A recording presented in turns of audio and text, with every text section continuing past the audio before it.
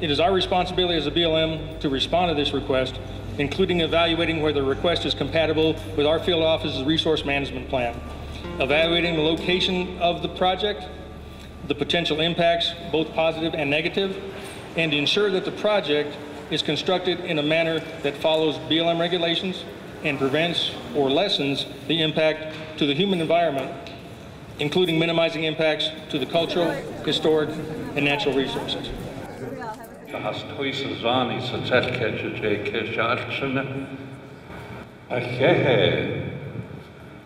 Thank you. It's one of the next scientific words that any time that traditionally that you're going to address the audience, you start out with Sheikh, meaning that you are in connection with your environment, your surrounding. The existing infrastructure that we have out there will not necessarily adequately handle the crude oil transportation. A lot of it is aging. It's 30 to 50, maybe in some cases 60 years old. About 47% of this project is on private lands. The BLM portion is about 26%. Navajo allotted, roughly about 15%. The state of New Mexico lands, roughly 8%. Navajo Nation fee, roughly about 4%. The outlet pipeline is going to run roughly from Lybrook all the way down to either Milan or Pruitt to a rail facility where it can be stored and it'll be able to be loaded on rail cars, which will then transport it to other destinations. BLM has not at all provided a list of critical areas or areas that are significant culturally from the Pueblos and from the Navajo Nation, the Jicarilla, and the Ute. And that really concerns me. The information provided does not address the risk of an accident and the impact on communities and the environment, our Mother Earth.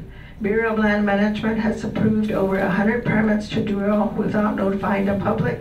Each Pueblo tribe and indigenous people led nonprofit organizations on this application for permit to drill. In October, I received notice that this office was about to sell 20,000 acres of the Santa Fe National Forest to oil companies for fracking that morning. The oil industry was promoting an entirely new endeavor, the fracking of the Mancos Shale in the San Juan Basin, and that a major new pipeline was planned, the Piñon Pipeline. Some of the projects were already being carried out, even though there has not been the legally required public planning process and comparing of alternatives. BLM lands are public lands. Decision about their use, you need to be in the best interest of the public, with public input and participation. Same goes for tribal lands. I'm a little concerned at the rapidity with which BLM has gone toward the environmental assessment phase. The areas that are going to be impacted here could easily, under BLM's own criteria, be considered parts of an ACEC, an area of critical environmental concern. I'm from Pueblo Pintado, right here in the center. The Chaco Mesa is my home. Pueblo Pintado, that's my school. There are some springs that come out of the canyon walls underground. The mourning doves, they fly into those little canyons, get their water. This pipeline has been estimated that it could potentially quadruple the amount of drilling and fracking that occurs in the San Juan Basin. And in 2012 alone, created 3 billion gallons of toxic wastewater. So we're talking about 1 million something gallons per frac, but we're not talking about the fact that when the fracking fluid enters an aquifer, that aquifer is gone. And the people here from the Navajo Nation know that with uranium. Mobil Oil, ExxonMobil, Texaco have had to pay a combined $8.5 million here during the last decade for pollution violations, including dozens of spills that reach the tributaries of the San Juan River, the region's lifeblood. Fracking produces fissures that allow chemicals to migrate into water sources, chemicals whose names we are prohibited from knowing due to the Halliburton loophole of 2005 that exempts the fracking industry from provisions of the Safe Water Drinking Act, the Clean Air Act, the Resource Conservation and Recovery Act. From cultural resources to endangered species to lost opportunity costs, most importantly, the continuing subjugation of the Diné and other indigenous people is unacceptable. The new frontier out there it seems like it's totally unregulated. They're all of this experimental technology and they're just going for it, and the communities are being talked into it because they feel like they have no choice. Their leadership is telling them that, you know, it's already a done deal and you know, just go for it, go for the money. BLM is already admitted that while it is currently approving Manco shale wells, it has never analyzed the environmental impacts of horizontal drilling. So BLM does not know what the impacts of this kind of development will be. I am really wondering what the rush is. What is the hurry here? How can the BLM justify an environmental assessment as opposed to more thorough and careful environmental impact statement? There are rare plant species along the proposed project, the pipeline. There are culturally significant plants that are proposed along the pipeline. BLM has to do a survey, feel, as far as what's out there.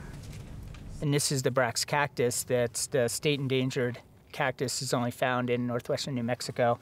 They flagged it out, left the flags here. And you get this situation where these unique resources are sort of sacrificed as part of the whole project. My grandfather, who drove me almost every day and walked me on the land to show me the plants, the animals, the sky, how to read the sky, how to read the stars.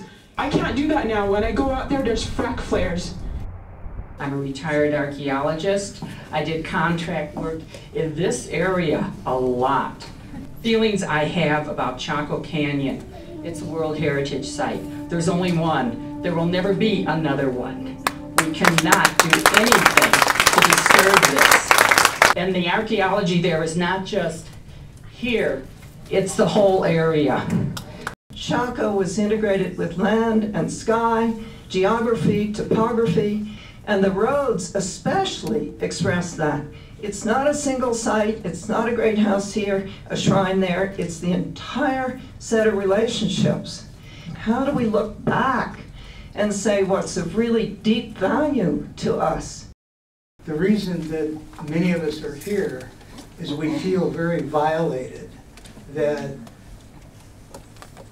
fracking can take place on public land. The Four Corners area is a complete sacrifice zone. And we have to stop that. We have to turn that whole sacrifice zone mentality around in New Mexico. We can't let it keep going. I used to live in a rural area in the San Juan Basin, on the San Juan River. One would expect that to be peaceful and tranquil. However, it was never quiet. That wasn't because I could hear the San Juan River. It was because I could hear the compressor station on the BLM land across the road. My neighbors lost cattle, their living, their income. Those cattle drank water that was contaminated by oil and gas. I'm a contractor. We talk to 10, 12 people a day explaining this project. We have numerous public meetings. Even with Saddleboot, we've been to all the chapters that have been named and more. We've explained to them the drilling process, what horizontal drilling does. We took core samples, we took maps. Yes, that's probably the NEPA process that you have to go through, but you can't do that out here. You need to give people more time to understand this project. There's a lot of technical information in there. You have to break it down for them. Because when you're consulting with the tribes, you're not just consulting with the government, you're consulting with the citizens within each of the chapter. You got to consider grazing. You have to consider cultural traditions. That area might seem desolate, barren, but that's what we Navajo people love about it. That's where we find peace and quiet, harmony. We love our earth. We love our environment. And we want to keep it that way. No to pipelines. Thank you. My main concern today is not us, not you, not myself, but the generations that are yet to come. The mother is alive today, you know, she's listening to us right now beneath our feet. We stand on a strong foundation, but it's crumbling away, you know. I'm pretty sure we all hold these things sacred to some degree in our heart. How could I stand here and agree to something that tears it all apart, you know? So I am against this pipeline, and I say, don't fracking, you know? No way. I'm for the pipeline because I would make my living. I pay my dues doing it, and that's my career. And I got a lot of relatives that live by there that I work with all the time, and we want this to go through. And that's why I'm here speaking on behalf of my union and the one and only 798. All right, thank you. I have close to 30 credit years retirement, many from these so-called temporary jobs. So to imply these skilled craftsmen would be better off working a permanent job at McDonald's is untrue and disrespectful. We have members throughout the Four Corners area and some members that extend on the pipeline's proposed route.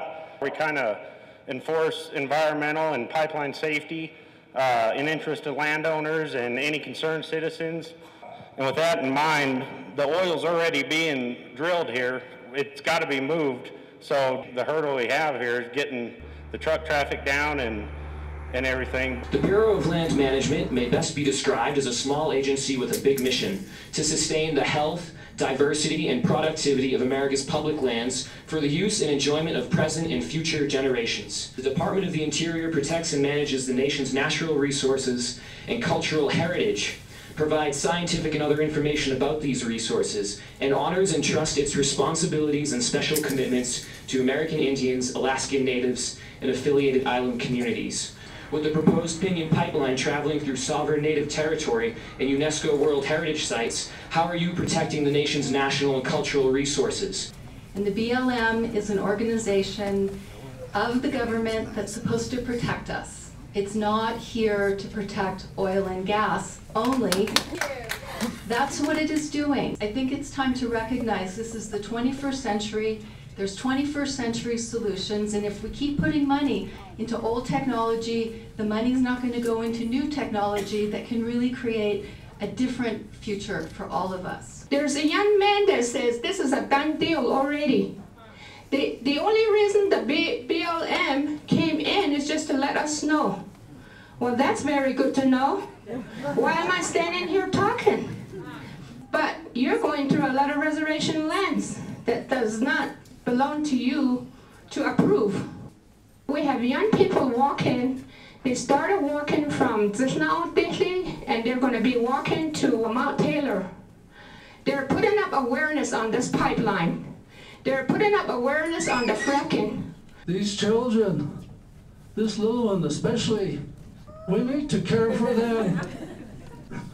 I respect them so much for doing what they're doing, sacrificing themselves like that. We're supposed to be nurturing our world, not violating it. That's not our job. It's a really devastating process to walk through this piece of land. We have walked 55 miles so far. The pipe is already laid down. Just like the young man said, it's a done deal, but it's not. All of these people that are here to say no. We're here to say no more. And for the gentleman that said that it's safe, you live there. You have that as your background. You drink the water that's there. You go and tell the young people that had to deal with an oil spill why there's an oil spill. The ones that want to build and the ones that are saying no, we disagree, but we're all one. We're a family of this Mother Earth. If we disagree so much, why don't we sit at the table and discuss this and talk about it and disagree some more and disagree some more until we agree or compromise and come to some kind of conclusion? Public lands are an endowment to all of us, and fortunately we have a way through this controversy and this emotion, and it's called the National Environmental Policy Act. And ultimately, if you don't feel BLM has done a proper job, there's also a process of protest of that decision. And while it's a great challenge, it is multiple use, and one of those uses of the public lands is the supply of energy that supports our quality of life and provides for our national security.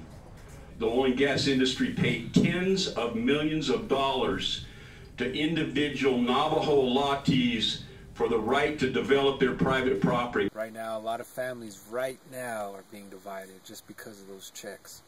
And who's getting the check? Who's written on that check? Whose name's written on it? A lot of the culture, tradition, it's is being overlooked just because of that money. Who I am as a Dene woman standing here, and my life work is because of my upbringing in that area. And it devastates me that this is going to happen, because I want to bring my children home there to live there. But because of the pollution already and the proposed fracking, which goes and coincides with the pipeline, I'm not going to bring my children there. And it kills me inside. A year ago, my sister Laura, who just spoke, and I discovered that our families had been coerced into signing contracts. They had not been informed, fully informed at all about the risks of living next to fracking development. I heard someone say earlier, there's going to be impacts. There's already impacts. There are already over 100 wells out there. Me and my siblings, we've got 4 allotments down by Pueblo Pintado. Federal Indian Minerals Management Office already had a predetermined price on the leasing on the allotments in this area. There was never any negotiation. For every dollar that they make, they leave 10 cents or less, probably about 8 cents. In New Mexico, they take another 92 cents and it goes out of the state. We met a 9-year-old and a 10-year-old little girl who said, oh, I know what you're talking about. They spill oil all the time. We got sent home from school at Zifna because there was a spill too close to our school. We were told last week we can't drink our water because the oil makes it taste bad. And the thing that is very important to remember is that this isn't just New Mexico. This is public land we're talking about. Everyone across the country has a say in how this is managed. So I encourage all of you to encourage all of your friends and family to comment on this, no matter where they live. Until that environmental analysis has been done, Guardians calls for a moratorium on all future approvals of oil and gas drilling in the Manco Shale area. All Sierra Club members would like to see this process stopped. They would like to see an EIS required on this pipeline. In addition, we propose to Bureau of Land Management to impose a moratorium on approving new leases and drilling permits targeting the SHAB until the BLM upgrades its resource management plan to ensure that it has appropriate health and environmental safeguards in place. And it needs to be done in a cumulative way, not on a piece-by-piece basis. The San Juan Basin has already been scarred forever by the oil and gas industry, and it's time for us to take that step back and look at the full and complete impacts this is having. As Dene people, 150 years ago, our ancestors stared their extinction in the face. But guess what? We're still here, and we're staring our extinction in the face, and we're telling you no more. We don't want any pipelines in our territories. We're fighting for our land. We don't want any more coal mining in our territories. We don't want any more coal-fired power plants. It's devastating that we live in a methane plume. Clearly, what's already over is the era of easy pipelines. We are rising up everywhere. We are bold, resilient, strategic, resourceful, powerful. We are the climate justice movement, and we won't stop.